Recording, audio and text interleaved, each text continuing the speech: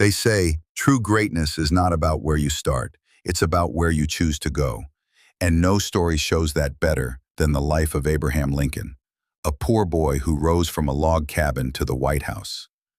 In a small wooden cabin in Kentucky, on a cold morning in 1809, a baby was born. Not to wealth, not to privilege, but to hardship. His parents were simple farmers. He grew up wearing rough clothes, eating plain food, and working long hours cutting wood and planting crops. There were no schools nearby, no teachers to guide him. But young Abraham had something that no one could take away from him, a hunger to learn. He borrowed books from neighbors and read them by candlelight after long days of hard work. His stepmother once said, he read every book he could lay his hands on. Knowledge became his escape, his weapon, and his hope.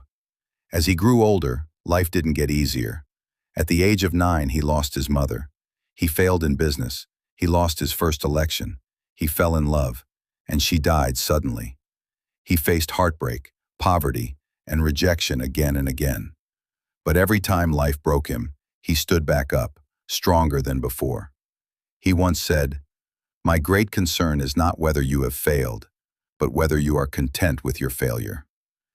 And Lincoln was never content. He knew that failure wasn't the end, it was only preparation for greatness. He taught himself law, became a lawyer, and earned respect not by power, but by honesty and fairness. People began calling him Honest Abe. He entered politics not to gain fame, but to bring justice and equality to his people. For years he lost elections, faced humiliation and struggled, but he never gave up. He believed, the best way to predict your future is to create it. And finally, in 1860, against all odds, Abraham Lincoln became the 16th President of the United States. But his victory came at a terrible time. The nation was divided, North against South, brother against brother. The Civil War had begun. Hatred filled the land. The dream of America was tearing apart, and Lincoln stood in the center of it all, criticized, threatened, and under immense pressure, yet unshaken. He didn't lead with anger or pride.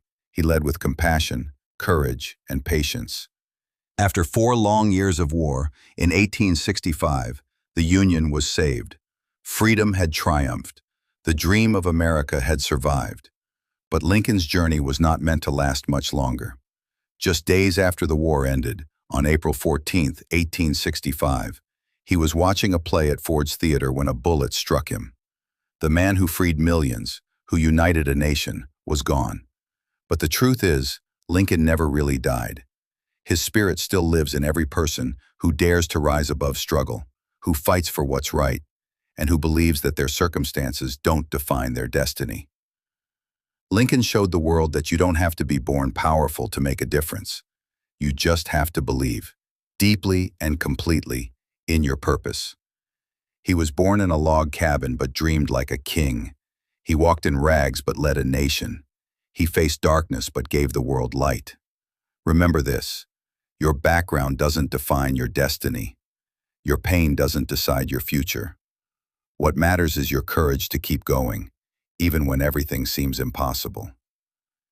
Abraham Lincoln proved that greatness doesn't come from wealth or power. It comes from faith, perseverance, and the will to serve something greater than yourself. So when life gets hard, when you feel lost, when you think your dreams are too far away, remember the boy from the log cabin, who carried nothing but a dream and built a legacy that still lights the world.